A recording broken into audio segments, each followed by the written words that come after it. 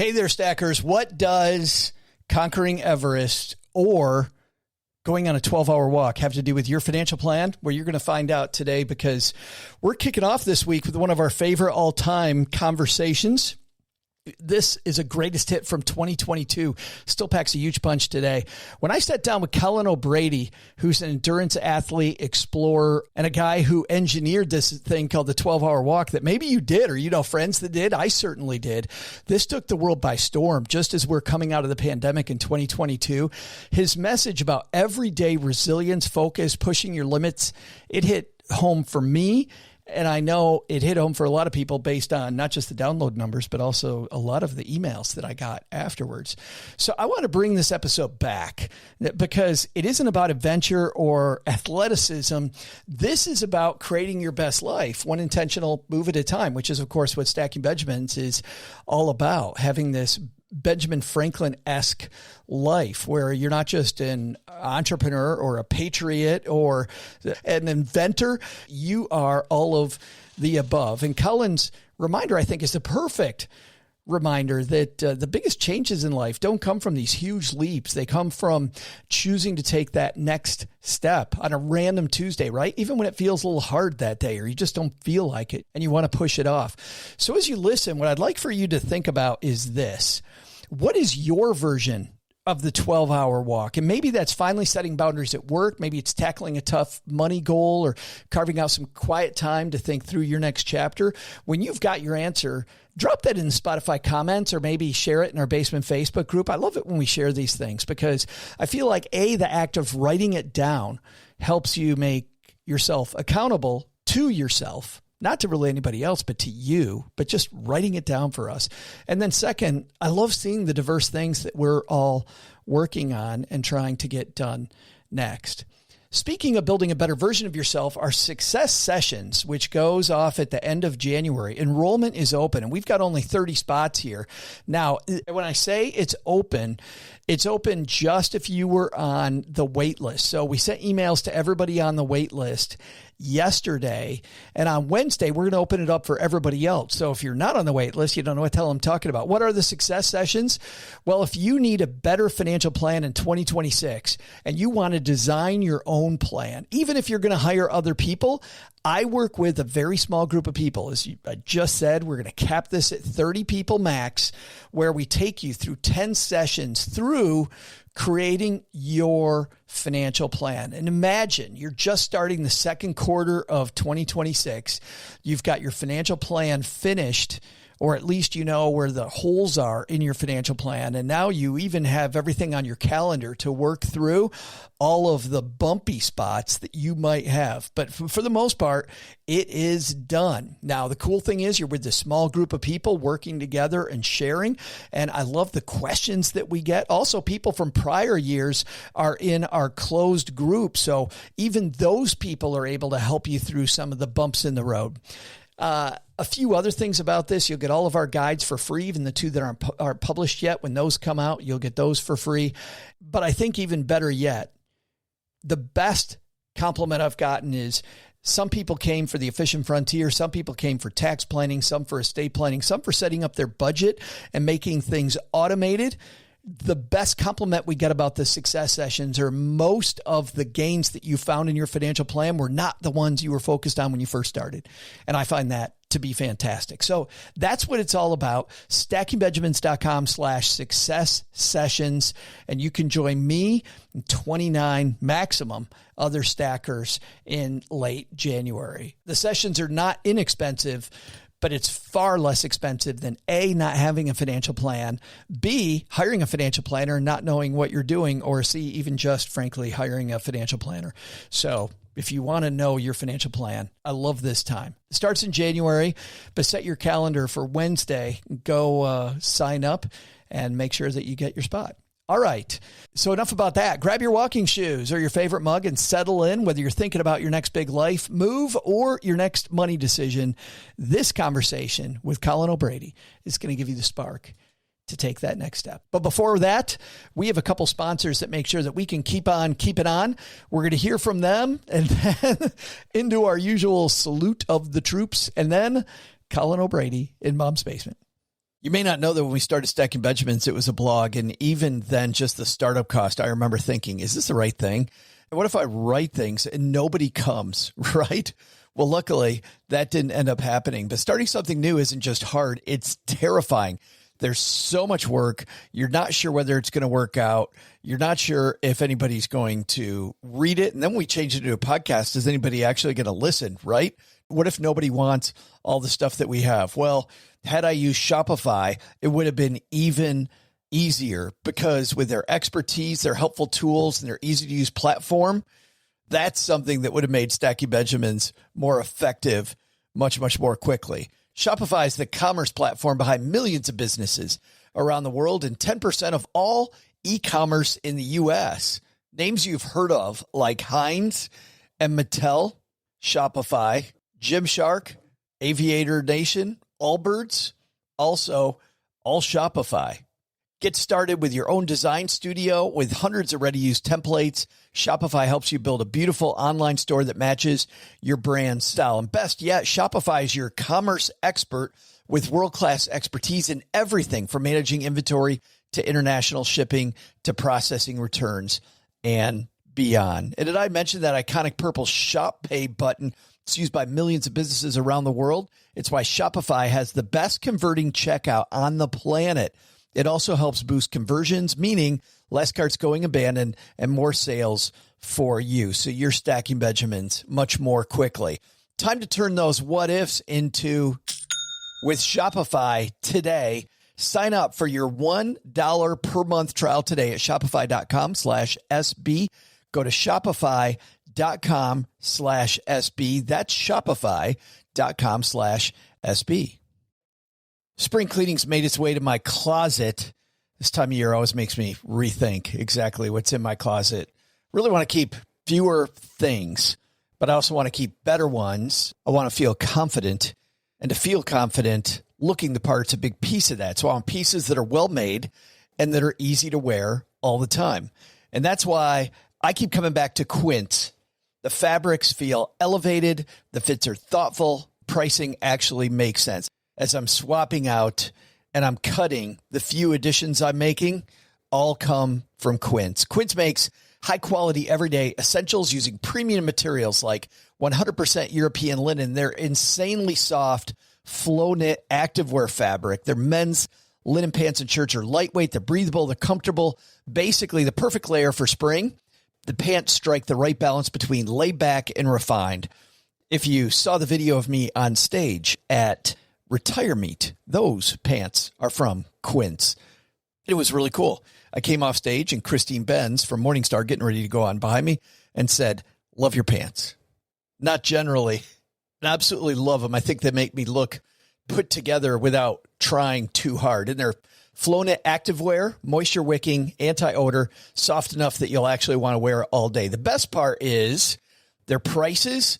This is important, stackers. They are 50 to 60% less than similar brands. How? Quince works directly with ethical factories, cuts out the middlemen, so you're paying for quality, not brand markup. Everything's designed to last and make getting dressed easy, which is another thing I think we all want. I love those pants that I wore on stage. It's the cashmere sweater that every time I wear it, Cheryl goes, "That is my favorite sweater on you." It looks great, feels great, and I don't have to have 50 things in my closet.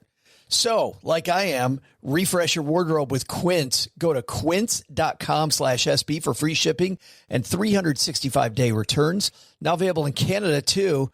Go to QUINCE.com/SB for free shipping and 365-day returns. Quince.com/SB.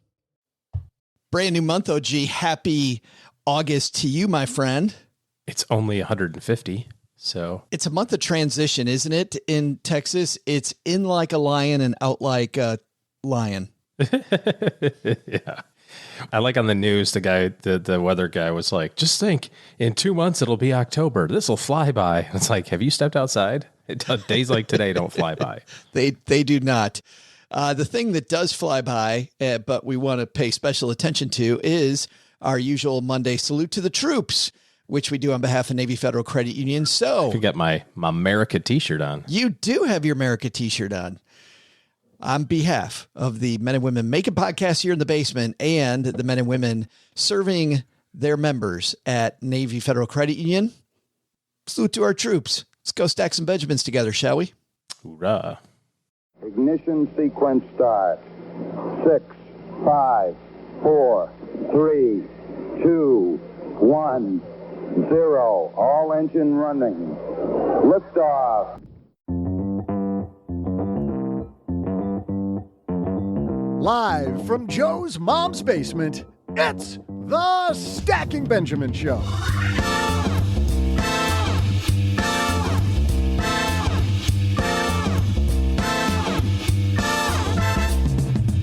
I'm Joe's mom's neighbor, Doug, and I hope you're breathing right now because today is the anniversary of the day the element oxygen was discovered. To help you fully breathe in all life has to offer, we welcome the author of the 12-Hour Walk, world record-breaking explorer, Colin O'Brady. Also, in our headline segment, we'll throw out the Haven Lifeline to Paul, who's wondering how he can enjoy early retirement abroad. Take me with you, Paul. I make a great mojito. And then we'll walk on over to my trivia. And now, two guys who challenge you to hold your hand on the stroll to Benjaminville, Joe and OG.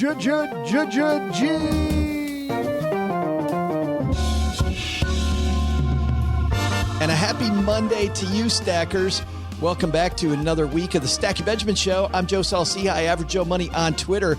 And what amazing beginning. I was searching for the word. I had so many words. I'm like, is it beautiful? Is it wonderful? Is it fantastic? I think I'm going to go with amazing, OG. We've got an amazing month of shows. Kicking it off here with Mr. Colin O'Brady today. And as Doug alluded to, this guy's a four-time world record holder in 2016. He set the Explorers Grand Slam and the 7 Summit speed record. You know what the 7 Summit speed record is? I can put it together in my mind. It must be the fastest to climb all 7 peaks, one on each continent. One on each continent. The highest. That record's since been broken. However, he also went across Antarctica. We're going to talk to him about that today, about resilience in your planning. He was a commodities trader as well, OG. So this guy's got some financial chops. He knows the world of money, knows the world of endurance, knows the world of training. I think all those apply when it comes to going after your goals. We got that. We also have kind of a disturbing headline about an app that we have recommended in the past, making a change. We'll talk about what that change might mean to you. But before all that, Colin O'Brady, endurance athlete, waiting in the wings. So let's get moving. Hey, I'm Rob Berger. When I'm not rolling in the dough, that's right, I'm stacking Benjamins.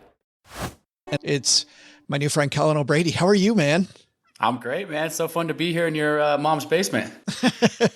I'm so happy. I'm sure it's the pinnacle of your career, Colin, spending time in mom's basement. It's great. It's great to be here. I want to ask you this because we have so many important things to talk about, but I was on my walk this morning and my spouse, Cheryl, had some questions. Now, she hasn't read your work. I'm telling her this exciting story about who you are, and she's super geeked that you and I are going to have this conversation, but she asked me 2 questions. Question number 1 is, have you ever thought about running the Barkley? Yeah, I have never run it. It's quite a crazy race. That Netflix documentary certainly tells one wild tale. I've had a few friends participate over the years, but it hasn't made it on my bucket list yet. But more power to everyone who wants to get out and rip their legs up across thorns on 100 miles in that crazy race. So, well, I don't know. After all the pain you've been through, Colin, it seems like your kind of thing. I know it's funny. You would think I'm like, yeah, I walked across Antarctica solo for 54 days. So maybe the Barkley is it's like 1 or 2 days, right? Well, it seems like a lot easier. Pros and cons there to each their own, I suppose. Never say never. Yeah. So that was question number 1. And by the way, for people that don't know what the Barkley is, and Colin, you referenced it, a wonderful documentary on Netflix, which is The Race That Eats Its Own. And it's this ugly, ugly race around Knoxville, Tennessee, and just a crazy event. But the second thing she asked, which I should know the answer to, I could even look this up, but she thought I should ask you. You obviously saw penguins when you were in Antarctica, but are there polar bears in Antarctica? That's Cheryl's big question. Yeah, that's so funny. I get that question all the time, and I usually get it from, not to belittle you or your wife, because I get it from adults, but I always make people feel better because I get it from second and third graders as well. Good. And Perfect. the question I always ask is, why don't polar bears eat penguins? And it's because there are no polar bears in Antarctica and there are no penguins in the North Pole in the Arctic. So it gets commonly confused in our brains because they seem very similar, but turns out they're on opposite sides of the world from each other. But the other thing is, I not only walked solo across Antarctica, the first to do that, but I rowed a boat across Drake Passage, the most dangerous ocean in the world. So in our open hull rowboat, me and a crew of guys were the first people in history to do that. 40-foot swells, freezing cold temperatures, icebergs, etc. And we did, as we approached Antarctica, saw a ton of penguins jumping off icebergs. It was a welcome sight after all we had been through in the middle of the ocean for so many days. But on the interior of Antarctica, walking across, there's actually no wildlife. There's nothing. There's nothing to see in the interior. Yeah, I mean, basically, it's teeming with life on the edges because there's sea life and stuff to eat. But on the interior, I was in the interior for 54 days, crossing solo. No penguins, no birds, no plants, nothing. Nothing lives out there. It's a pretty wild, desolate, white, endless abyss. By the way, your story about crossing the Drake Passage, we'll let people read it in your book, but they need to read it because I felt like I was going to throw up reading about that myself. You're cramped in a storm.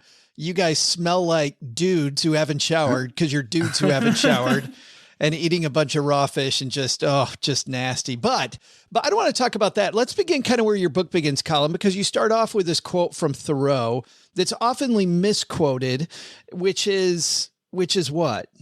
The mass of men lead lives of quiet desperation. And then it's often misquoted in people's minds. I don't know how it kind of tipped into the zeitgeist of people's brains, but I actually like the misquote as well, which is, the mass of men lead lives of quiet desperation and die with their song still inside of them. That second half, I think, is not actually attributed to Thoreau, but it certainly makes a nice pairing for that, which is really a message about, I fundamentally believe that as humans, we have masterpieces to paint inside of us. I believe we have reservoirs of untapped potential to achieve extraordinary things, not least of which is fulfillment and depth and family and community, but of course, financial freedom and external success, however you want to paint that. But too often, I don't think we kind of get stuck in our lives and we don't really know how to get out of our own ways. I've come to sort of think of life a little bit of this scale of 1 to 10, kind of 1 being our low lows, like that cramped time on the boat, like you're experiencing and you're talking about Drake Passage, and 10 being our high highs, right? The day your first child is born, falling in love, having a big success in business, it could be anything. But, we know what those peak moments of life are, high highs, right? And too often, I think people get stuck between this zone, what I call the zone of comfortable complacency, between 4 and 6, just kind of like, our days are just, fives. So it's like not bad, you got a job, it's fine, not bad, you maybe a relationship, it's not bad, it's fine. But, a lot of just days right in the middle. It's not to say you never want to be in the middle, but I do think that asking that question, what do I want to do? What do I want to achieve? What's actually going to light me up? What's going to fulfill me? Sometimes that question is scary, right? And just like in investing, you got to take on some risk if you want the reward, right? That, you don't have to be the craziest risk profile ever, right? But you got to take a little bit of risk. And when I frame that in the 1s and 10s, it's to say, when I think about my 10s, more often than not, I realize they're connected to my 1s. I've actually had to experience some 1s or go through some difficulty or some challenge or take on some risk to experience those high highs. And if we're so worried about hedging against having any discomfort in our life, particularly in our modern society, it's easy to just kind of be stuck at that 5. And so in my new book, The 12-Hour Walk, as well as, just throughout my life, I highly encourage people, and the 12-hour walk is actually a single-day prescription to step outside that comfort zone and to feel those 1s, but also more importantly, the 10s. Well, and hold on, and I want to get there in a second, but by way of a story that you tell at the beginning of your book, because you would think that these titans, especially in New York City around Wall Street, these captains of industry, that they would have lived these 10s and 1s, and yet you went and spoke to a bunch of them and use this to kick off your book with this unlikely group of people, Colin, unlikely group of people who've never thought about this big question that you pose to them. Yeah, I do a lot of public speaking. I have made my way in my career in a somewhat untraditional context. I do have an economics degree from Yale, but by way of a low-income public school in Portland, Oregon. So I probably shouldn't have even ended up there in the first place, but great education. Most of my friends were getting jobs on Wall Street. I dipped my toe in that for about 10 months at one point early in my 20s, but mostly I've been on this path of being a professional athlete, an author, speaker, et cetera. And for many years, that was not super lucrative. And I'm fortunate at this point, it has turned to be quite lucrative for myself, but that's never been the end goal for me. The goal has always been following my heart and figuring out how to also follow my heart and turn that into financial freedom. But I found myself, and where I opened the book to say, I find myself speaking in a room full. I'm speaking at a big conference, about 500 Wall Street guys, but they invite me the night before to this kind of intimate dinner. There's, 8 or so people there in this fancy, super fancy Manhattan apartment. I opened with kind of a funny story. They're looking at me like this young kid wearing a black t-shirt and jeans, and the doorman's telling me like, you're not invited here. And I'm like, I'm pretty sure I'm on the list. That's what I was thinking, dude. I'm like, why would you choose a t-shirt and jeans? Even I know that. And I live in Texarkana, Texas, and I know that I wouldn't have shown up in a t-shirt and jeans. That's the way I always do it. I come as I am, authentic. I've spoken on stages in front of thousands and thousands of people, the biggest companies in the world, Nike, Adidas, Amazon, Google, etc. And I don't show up wearing a suit and tie. But true to form, I did that in that instance, and that may have been the one moment where that was a bad idea, because I walked in a room full of guys in tailored Armani suits and whatever $100,000 watches or whatever. But they did let me in, and I was, I guess, somewhat the guest of honor. At least they had invited me there to share some stories with them about my adventures, etc. An interesting conversation ensued with these guys. One of my favorite questions to ask people, and I've asked this I have a nonprofit where I have millions of students have been in through over time, young elementary school kids, doesn't matter the age, old, young. I love to ask this question, which is, what's your Everest? And it's for me to say, my childhood dream was climbing Mount Everest, and I've been fortunate to get to the summit of that mountain twice now in my life. But I just love to ask the question to kind of open up people's minds. And I asked the question to this room full of incredibly, CEOs, titans of industry, multi-100+ million billionaire Wall Street guys, and the room goes silent. It just goes silent. And I'm kind of like, oh, did I say something weird? And they kind of, it's like there's no awkward pause in the whole dinner except for this moment. And we brush past it. I mean, we've all been in that moment where something comes up and let's just talk about something else. And you just kind of move past it. Deflect. Yeah. Yeah, exactly. But at the end of the night, I'm about to take the elevator down and to go back to my hotel that evening. An older gentleman, peg him at 75, 80 years old, something like that, kind of pulls me aside and grabs me by the arm gently and says, hey, I just want to say something. I really appreciate you asking that question, but I'm sorry that none of us gave you a proper answer. And then, I mean, in any other context, this would have been full of sort of bluster or I don't know, it felt out of place, but he was just being honest. He said, vulnerably, I've made more money than you can ever possibly imagine, but I never took time to ask myself that question. And I go back in my mind to being a 14-year-old kid at summer camp on a rowboat that he was talking about in the Catskills, and tells me this kind of scene. And he's like, I miss that moment, that piece. And now I'm an old man at the end of my days. And I wonder what would have happened had I had the gumption to ask myself this question. And he kind of leaves it there. But it's a moment of someone who externally, the classic sort of archetype of someone who's made it all, who's done it all, who's made all of the money, still vulnerably sharing with me, saying, hey, I may have missed a few things along the route. And the point of the story, and it really stuck with me, and obviously I opened my book for a reason because it really stuck with me there, but I think it's an important thing to say. It's not that this guy was saying, hey, I wish I hadn't made any money in my life, right? It's not to vilify money. There's even, in fact, a chapter in my book that is all about how people can cultivate abundance in their life, no matter where they're starting from. I started from nothing and I've cultivated abundance. I'm proud of that. But it was more the how and the why, that deeper fulfillment question, because I think at the end of our days, that's really ultimately what you look back and reflect on. And this guy was in this tender moment sharing with me that he got getting towards the end of his life and had, some ways that if he could go back and do it differently, he may have.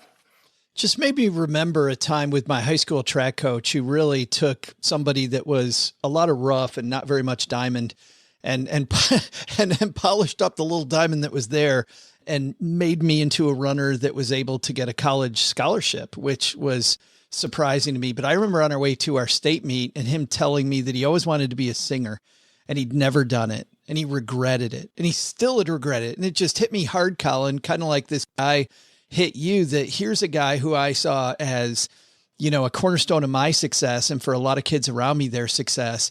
And he had this thing that he always regretted not doing. And I even asked him then, I'm like, why didn't you do it? Kind of like you asked the guy, like, why aren't you doing it now? He goes, oh, it's too late. And I remember thinking, It's never too late. It's not, come on, man. Come on, let's do that. It's never too late. And furthermore, there's this classic thing about our identity that forms over time that, you know, I don't know when it exactly forms, but sometime in our 20s or 30s, we start to be like, this is the type of person that I am. It's funny. Kids don't have this.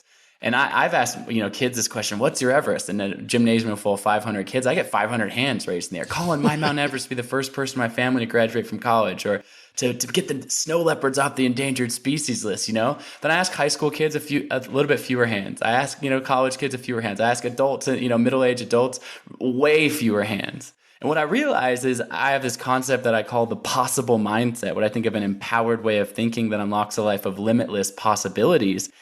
And we're born with this, actually. We are born with thinking our life has these limitless possibilities, but life over time, as we get to adulthood and middle age, kind of starts to box us in. The identity piece is, you know, your track coach saying, well, I'm not a singer. And I realize you can just add one word to the end of that sentence. It changes everything. I'm not a singer yet. I'm not a singer yet. Yes. I haven't done it yet, right? I haven't done it yet. And again, I won't get into the whole story, but, you know, from the book, I share a story of, you know, setting that goal to row a boat across Drake Passage, and then actually realizing, like, well, I've actually never rowed a boat ever, anywhere. Discovery Channel's filming me. They're doing a big documentary. I'm leaving in 3 months. Like, hey, by the way, guys, you know, just letting you know, before I set out to row the most challenging ocean in the world, I've already committed to it. I'm leaving in 3 months. I've actually never rowed a boat ever, anywhere. So, you know, I've got a few things to learn. And that might sound reckless and extreme, but the point is I like to point out, look, Kobe Bryant at some point shot his first basket. You know, Meryl Streep tried out for her school play. You know, Stephen King sat down and penned a few, you know, sentences or a few paragraphs together before he wrote 64 of the best-selling books of all time. Like, we are all novices. And just because you're a certain age at this moment in time doesn't mean you can't go back and become a beginner again, particularly if that's, you know, to misquote the quote, if that's the song that's still inside of you. Well, and I'm thinking about, as you're talking, I'm thinking about these kids in this gymnasium where you're talking, you know, and they want to be president or a firefighter or an astronaut. And then you get to a room of 50-year-olds and they want a 3% raise and maybe a little, you know, one level bump up at the huge corporation they're in. You're like, right. When did our goals get so small? But you found yourself in this particular spot yourself. You are in the same malaise, Colin, that we're all in during the pandemic. It sounds like you hadn't changed your pajamas in like 3 days, just another day. When you decide to do this thing. So tell me where this idea of a 12-hour walk came from.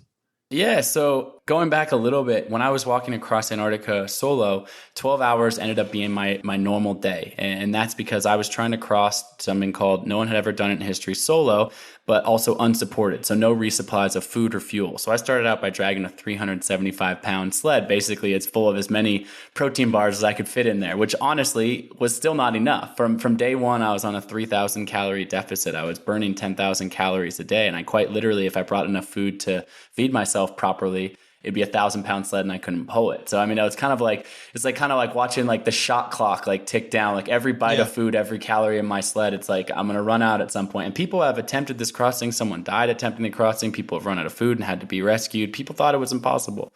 Well, so and you said also, Colin, by the way, that you had trouble initially yourself adapting to the cold the first couple of days. Oh, I mean, yes. I literally, in my previous book called The Impossible First, there's a whole chapter that's literally called Frozen Tears, because the first few days I was so down on myself, I could barely pull my sled. I was crying out there. But when it's minus 30, minus 40 degrees outside, turns out the tears, they freeze your face, which if you already didn't feel pathetic enough crying alone, then when the tears freeze your face, that's like the all-time most pathetic feeling ever. I can't even cry. I can't even cry. So anyway, so 12 hours ends up being kind of my day of pulling the sled, which absolute edge of my sort of physical capacity. But I made it to the other side of Antarctica just barely, literally in the last bite of food, more or less, like, you know, kind of if I hadn't gone 12 hours a day, wouldn't have made it. But what happened was there was intense competitiveness. There's a whole other story about a guy who I was racing out there. I made it there first. But what I was left with as my body declined, as I lost all this weight, as there was frostbite on my face, was actually this deep sense of clarity in my own body, mind, and spirit. I actually found these sort of deep meditative flow states of strength and clarity and fulfillment, connection to my family, infinite love for community. Like I just kind of felt just really, really lit up kind of spiritually in my mind, body, and soul. So when I got back, I was like, I got it. I've got it. I've kind of found this place in my mind and I can always go back there. And for a while that was true. And then a couple years later, I had some other successes along the route, but the pandemic hit. And I think we all remember March, April 2020, right? Like no matter who you are, where you were on the planet, your life was disrupted. And it was a scary time. I mean, it still is in some regard, but certainly a scary time in that moment. Like borders are closing and people are dying, and how bad is this thing, and stay in your house, and all this kind of, everything you got going on is canceled. What's happening with career, work, money, just so much uncertainty, right? And I found myself in a pretty dark headspace during this period of time. I was on the Oregon coast where my family has a small house, just my wife, my dog, and us kind of locked up in this house. And as you point out, my wife finally looked at me one day. She says, you haven't changed out of your pajamas in 3 days. You've been sitting on the couch. She calls it doom scrolling the news. Like I'm just scrolling another headline. This many people have died. This is closed. This is, just your body's just full of this tension and anxiety. I mean, look, I think we can all, we've all probably been there. So anyways, I say to her, the last time I felt really good, weirdly enough, was in Antarctica. Even though that was on the edge of my physical and emotional limit, there was something about the silence and the solitude of being out there. You know what I'm going to do tomorrow? I'm grasping at straws here. I'm being honest. I'm going to go for a walk outside 12 hours by myself. My wife just kind of looks at me like, cool, have fun. I'll see you around dinner time, whatever. And I think that, Colin, just metaphorically, we all felt like we were in that place. Like I would love I feel like I'm kind of alone already, but damn, I just turning everything off and going out on a long walk. Yeah. So what ends up happening is I walk out my front door. I'm walking for about 20 minutes. My phone buzzes in my pocket. A buddy of mine is texting me or something like that. I pull my phone out instinctively to text him back or whatever. And I'm like, wait a second. Like, what am I doing? Like, I'm out here on a walk. I said I want to be alone. Like, I'm going to put my phone on airplane mode. So I end up putting my phone on airplane mode and walk for 12 hours. No music, no podcasts, nothing. And just me alone in my thoughts. And it ends up being a great experience, but I get back in the front door. I take breaks. I sit down, whatever. It's not like I'm just crushing miles, but, I'm out there alone the whole time. And I walk back in the front door. And as I get back in my front door, my dog first jumps up on me. And my wife sees me. She looks over and she goes, "You're back." And I'm like, yeah, I told you I was coming back. I told her. She goes, no. You're back. Like she could see in me that just like my spirit was back. And I was like, yeah, I got to be honest. I feel better than I felt in a very long time. But I thought, I'll be honest. I was like, look, I'm the guy who walked across Antarctica and has these world records and this and that. Like maybe just this is like a me thing. I didn't think it was like for anybody else. But during COVID, as we all did, tons of friends, colleagues, friends, neighbors, etc., going through really tough times as well, just kind of stuck in their own bodies, minds, souls. And I started just sharing with people, hey, I don't know if this interested you, but I did this 12-hour walk. And before I know it, dozens of people in my inner community started taking this walk. People of all different ages, backgrounds. My 77-year-old mother-in-law, what that walk looked like for her was one time around her block, then sitting on her front porch for an hour, still maintaining her silence and solitude, and then walking another time. So I always tell people the 12-hour walk, it doesn't matter if you go 1 mile or 50. It doesn't, this is not a race, but this is you tapping into the own power of your own mind. And I've never known a single person to take the 12-hour walk and not have a massive benefit. So the new book at its core is this call to action, this invitation. But the book itself is about outlining the common limiting beliefs that we all have through rich storytelling, through stories of adventure. But I'm sure there's somebody listening to this podcast right now that goes, yeah, that sounds like a great idea, but I don't have enough time. And I address that in the book. Well, no. Wait a minute, Colin. So, the book obviously called The 12-Hour Walk. I kind of know that's where you're going, but I think it's a metaphor. I had no idea that you were challenging us. So I get like a third of the way in and I immediately, as I'm reaching for another donut, I'm like, oh yeah, that sounds cool. Yeah, not me. I'm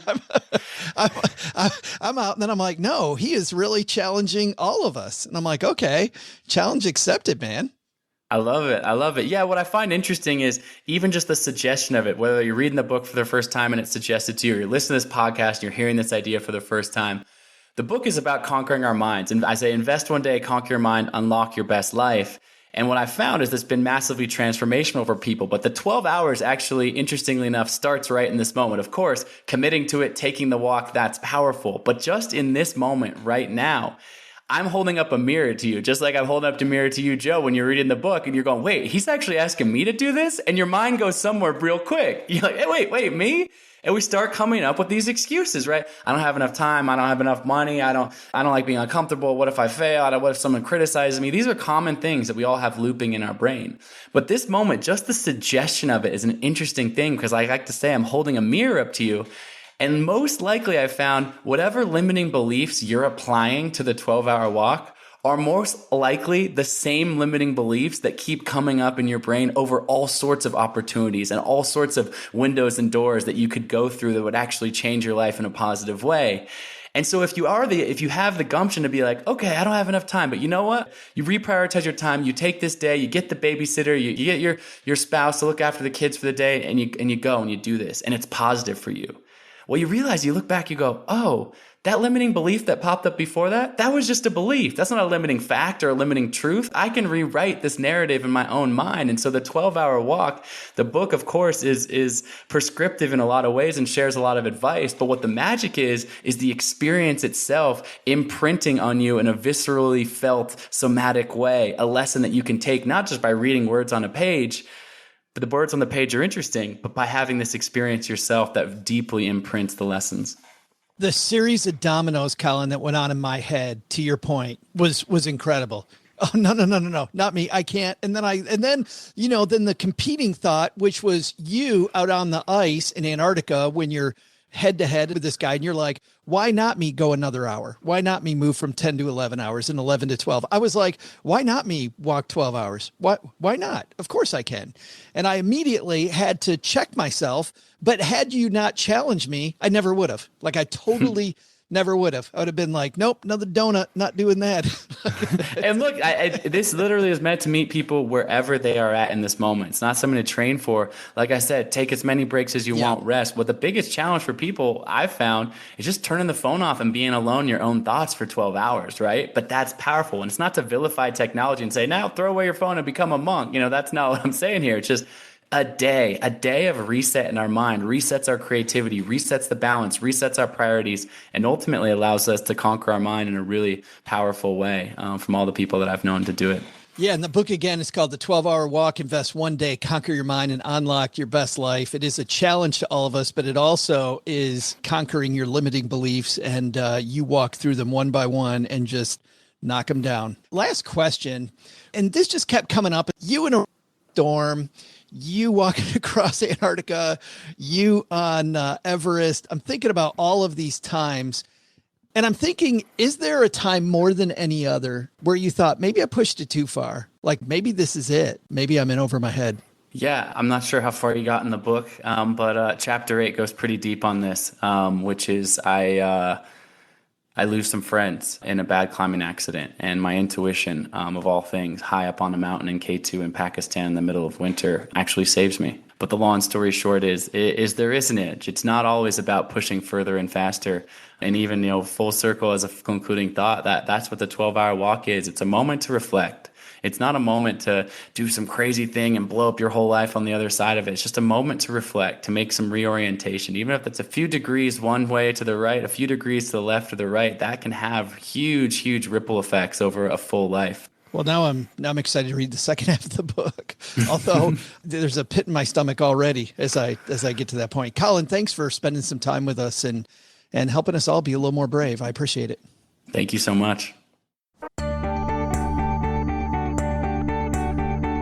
Hey there, stackers. I'm Joe's mom's neighbor, Doug.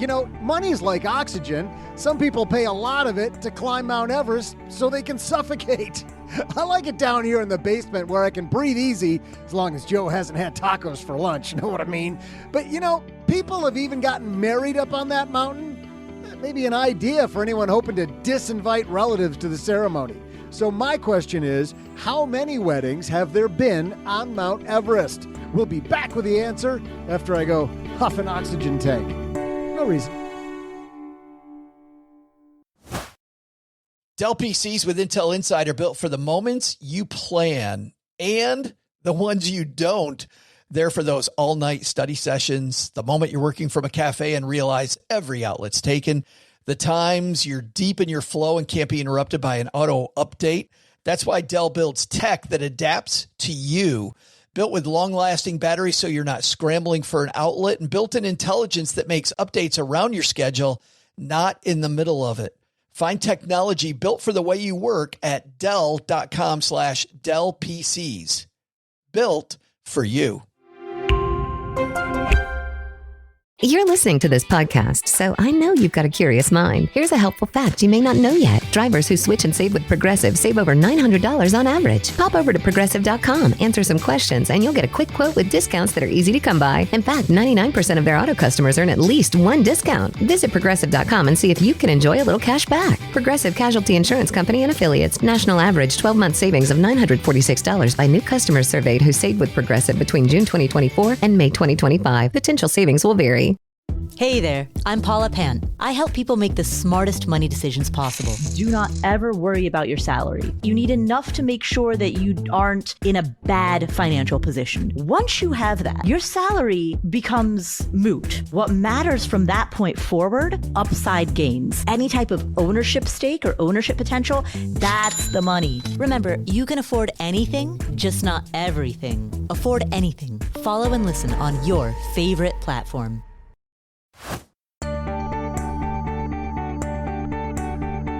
Hey there, stackers. I'm into bed climber and ice cream endurance athlete, Joe's mom's neighbor, Doug. You thought your wedding was expensive? Well, imagine getting married on the tallest mountain on earth. It can cost $100,000 just to make it to the top. Destination weddings piss everyone off, but I swear to God, if you invite me to your wedding on Mount Everest, we're definitely donezo. So, how many weddings have there been? Just one. That's a couple that began their marriage on a high note, huh?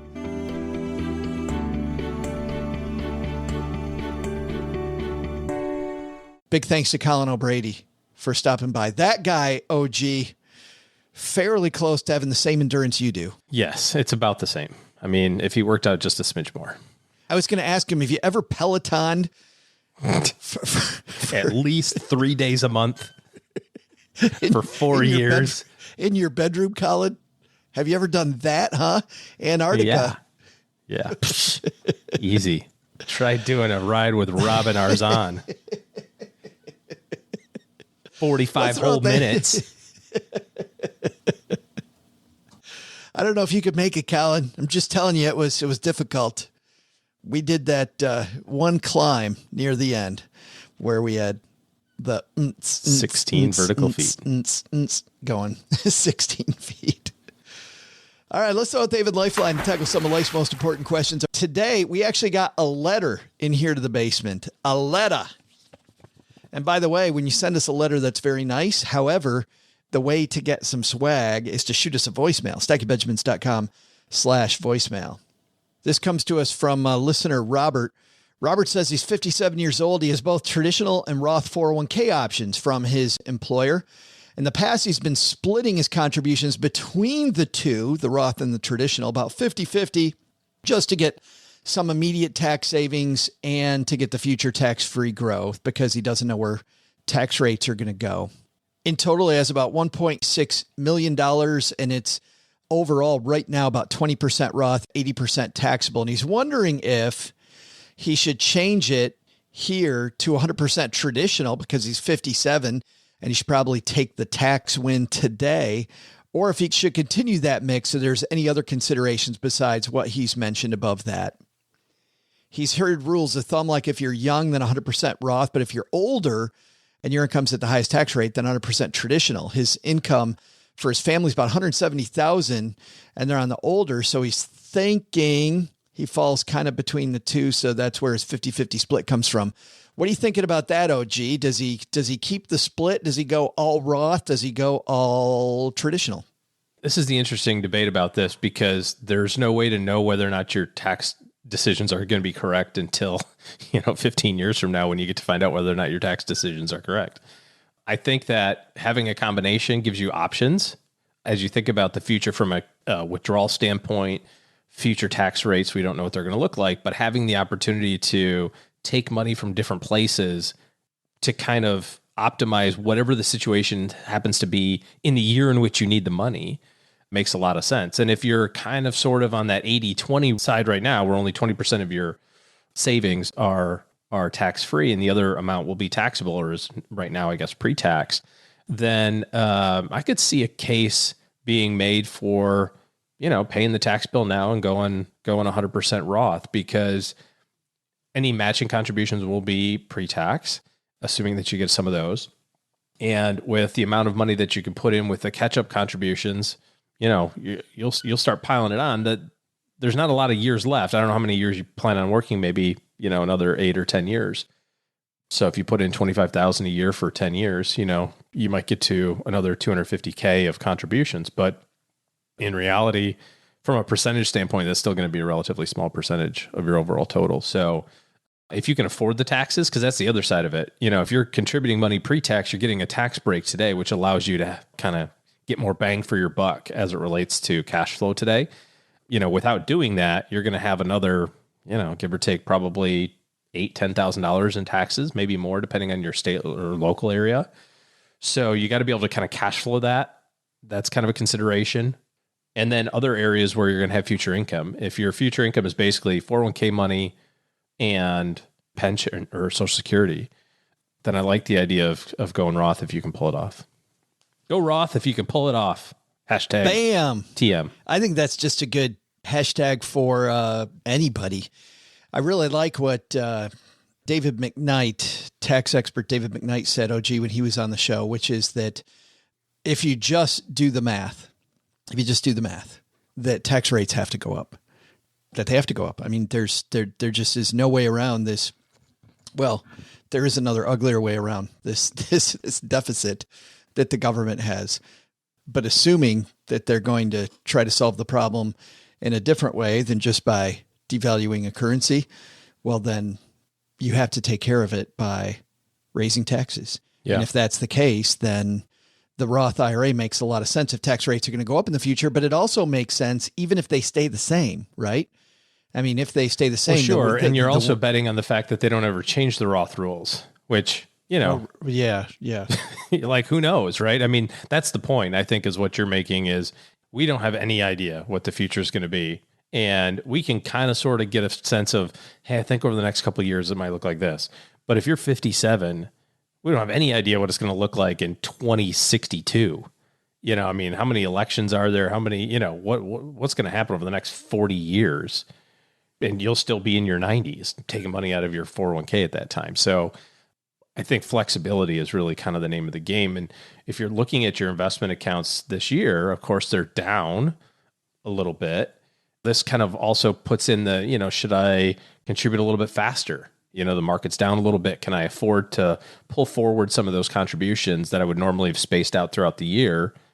Take advantage of it. It's down a little bit. Maybe it makes sense. You've been doing pre-tax this whole time. Flip it to Roth, because if you believe, as I do, that the market will eventually recover, that recovery, even just getting back to quote unquote even money, that recovery is a plus 20%, right? So that first, that's all tax free if you do it as Roth contributions, right? So, you can kind of get a little tactical with it if you want, but if you just kind of read the tea leaves, like you're saying, it seems like you have to assume that you're going to be paying some taxes in the future. And if you have a place that presently allows you to not have taxes when you take the money out, sounds like a pretty sweet deal. Yeah, sure does. Thanks for the question, Robert. And by the way, if you want to have OG answer a question, of course, you can also send us a message. However, the way to really, really have some fun and get some sweet Stacking Benjamin swag is to head to stackingbenjamins.com/voicemail. And Robert could have left this as a voicemail and he would have scored a shirt. But still, thanks for that question, Robert. That's only one of two ways to get free swag, OG. The other one is, of course, referring people to the 201 newsletter. So by free swag, you mean hanging out with me. that's the other thing. Speaking of hanging out with me, I got to keep working on this. I'm about to give a couple of financial planning speeches at a couple of companies, and I'm do tell. But those people, I got to make it worth hanging out with me. I got to really I got to focus on like making it so that I bring the wow. You know what I mean? You've been bringing the wow, Joe, for just as long as I've known you. Stop. Speaking of bringing the wow, if you want to bring the wow to your financial planning, bam, how about that, huh? Oh, is that there's good? something. Yeah, that's a good one. If you want to bring the wow to your financial planning, OG and his team are taking clients to think bigger about your financial goals. You need the right people in your corner. StackingBenjamins.com/OG gets you to their calendar, and that's the first step on the upgrade when it comes to thinking bigger about your money. All right, that's going to do it for today. Coming up on Wednesday, man, do we have a great show, OG, as usual. However, listen to this. The man behind our sister podcast, brother podcast, I don't know, Jordan Grummett, a.k.a. Doc G, over at the Earn and Invest podcast, has written a fantastic book called Taking Stock. I love this. As a guy who's, for those of you that don't know Doc G's background, don't know much about the Earn and Invest podcast, he is a hospice doctor and often works with people that, when you're a hospice doctor, OG, that means that you're facing the end of your life. And he's looking at the lens of how to live your life through the eyes of people that are at the end of their life. And man, there's some big takeaways we're going to talk about on Wednesday, just like we did today with Colin O'Brady. Speaking of takeaways, Doug, what should we have learned today? So what should we have learned today? First, take a lesson from Colin O'Brady. Take a walk. Better yet, challenge that voice inside of you saying, I'm not. Sure you aren't. Yet. Second, stockpile? Now that there's a monthly fee, it's probably time to find another option when gifting stock. But the big lesson? Mount Everest might be the perfect place to get married. I mean, you wouldn't be sweating in your tux. Chances are your mother-in-law wouldn't even be there. And if you ever need to get it annulled, you can just blame it on the lack of oxygen. Thanks to Colin O'Brady for joining us. His book, The 12-Hour Walk, is available at the top of Mount Everest or your favorite bookstore. One of those two is correct. I'll let you figure it out. This show is the property of SB Podcasts, LLC, copyright 2022, and is created by Joe Saul-Sehy. Our producer is Karen Repine. The show is written by the brilliant Paulette Perhatch, with help from Joe, me, and Doc G from the Earn and Invest podcast. After you listen to our show, check out the 201 Deep Dives, written by our website manager and blog editor, Brooke Miller. You'll find the 411 on all things money at the 201. Just go to stackingbenjamins.com/201. Once we bottle up all this goodness, we ship it to our engineer, the amazing Steve Stewart. Steve helps the rest of our team sound nearly as good as I do right now. Want to chat with friends about the show later? Mom's friend Gertrude is our social media coordinator and the room mother in our Facebook group called The Basement. So, say hello when you see us posting online. Here's a weird fact. Both she and Tina Eichenberg are never in the same room at the same time. To join all the basement fun with other stackers, type stackingbenjamins.com/basement. I'm Joe's mom's neighbor, Doug, and we'll see you next time back here at the Stacking Benjamin Show. Not only should you not take advice from these dorks, don't take advice from people you don't know. This show is for entertainment purposes only. Before making any financial decisions, speak with a real financial advisor.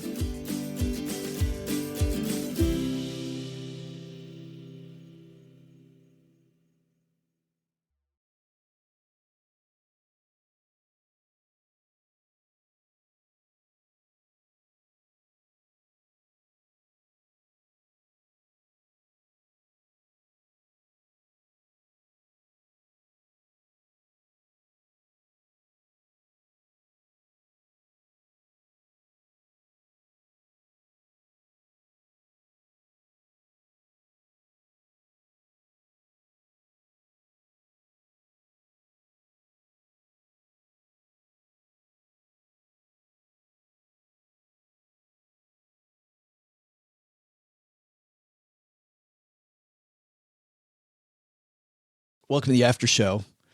OG, I've been doing some traveling, as you know, and I got to say, There's expensive entertainment and there is inexpensive entertainment. For expensive entertainment, you've been to a Cirque du Soleil show, haven't you? Have we talked about this? I have not. I go to Vegas for like a 24-hour period.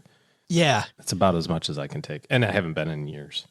I agree. There's a podcast I've listened to for a long time called Giant Bomb. It's a video game podcast.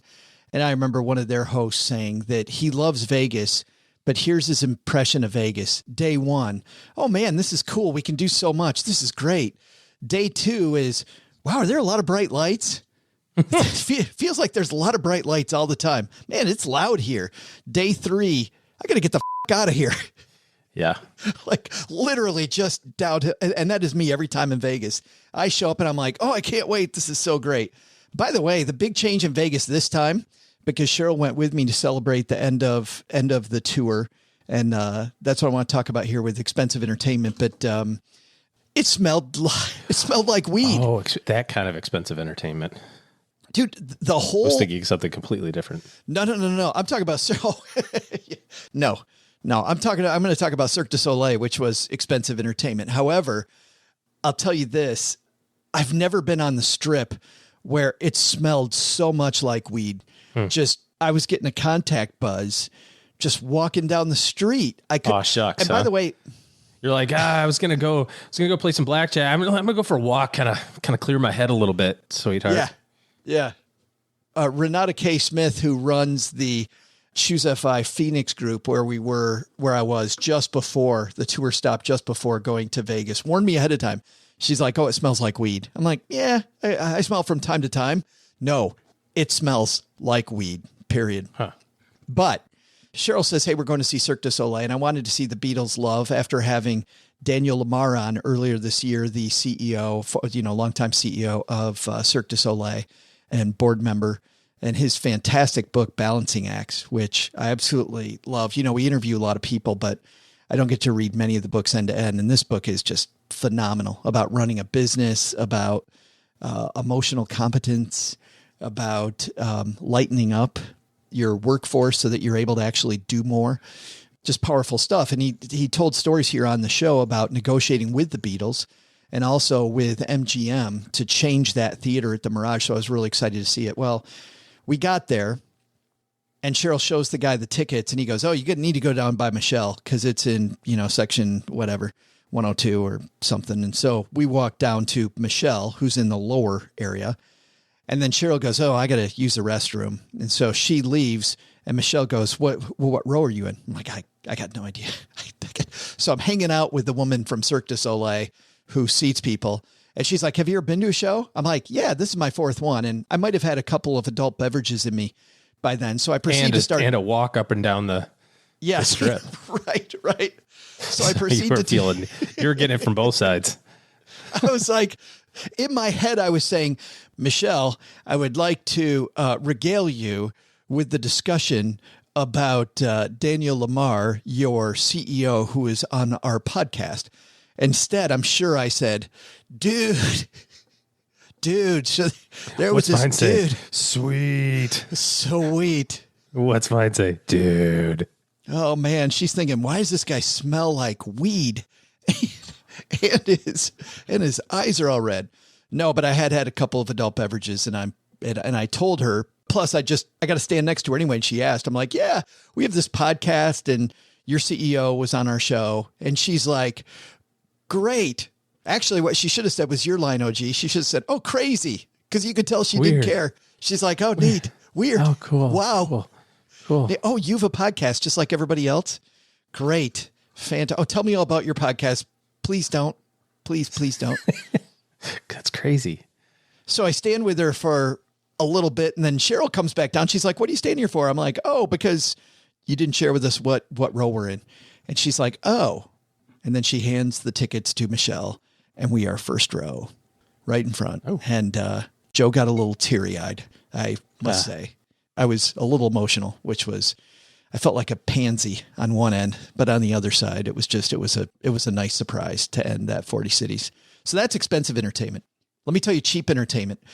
The part that wasn't cheap was we're in Egypt and Jordan, but we're floating down the Nile, which is not cheap to do. That part's not cheap. However, my buddy Malcolm and I love the stories that start with, so there I was floating down the Nile. As you do. Reenacting Moses. That's right. As you ever see Death on the Nile? Yes. There was a bar area on our boat, and because it was 100 and scorching out, we decided that we would sit in this bar area, and I brought with me this little card game to Egypt that a friend of ours, and you met this guy in Atlanta. We had a fun event in Atlanta, didn't we? Remember, it was a really big warehouse. It was kind of newish, and the people, it was like a family-run business. And we had, 30, 35 nice Atlanta-based stackers there. But Joel brought a couple guys with him. But Joel also told me, he goes, hey, I want to send you a couple games that my family plays. And I'm like, oh, you really don't have to do that. But he did. When I got home, there were 2 games waiting for me. And one was this game called Tutto. So, I've played a lot of games and I kind of, all right, I'll just take this because it's just really small. It's got a little deck of cards and 6 dice in this little tiny box. I asked my buddy Malcolm if he wants to learn the rules with me. It takes us 3 minutes to learn the rules to this game, Tutto. It is a push your luck dice rolling game. Super easy game. You just roll all 6 dice. If you roll a 1 or a 5, it's like Yahtzee where you take the die away and then you roll the rest. And if you crap out, you're done. So you kind of push your luck. Am I going to roll again or am I going to keep just what I got? So first thing you do is you turn over a card just to see what game you're playing, how many bonus points you get if you Tutto, which means you make all 6 dice count. And then you roll the dice. If it's a 1 or a 5, you get to keep it. A 1 is 100 points. 5 is 50. You play to 6,000 points. So you play for a while. However, if you get a 3 of a kind, like 2s, 3s, 4s, 5s, that's 200, 300, 400, 500 points, 600. 1s, 3 1s, or 1,000. You got to roll them all in one roll. Otherwise, they don't count. But there's all these rules. There's one card where if you make all 6 dice count, which is called a Tutto, if you do that twice, you just automatically win the game. Game's over, OG. And it's super fun because one guy's winning, and then the person in last place turns over this card, and everybody... later on we're playing with 6 people and everybody's leaning over the table because OG might win the game on this roll, even though he's in last place. Nice. And there's other cards like a fireworks show. You got to get it straight. There's all this. It was so fun. My buddy Malcolm, who's every bit the game snob I am, wrote me when we got home. He's texted me and said, hey, just got home, bought 4 copies of Tutto. Bought 1 for his house, 1 for his family cabin that he shares with brothers and sisters, 1 to give to his sister-in-law, and 1 to give to his son. He's like, I love that game. And every time we played this game, Tutto. So Joel, big shout out. That is very cheap entertainment. It's a TUTTO if you want to look it up.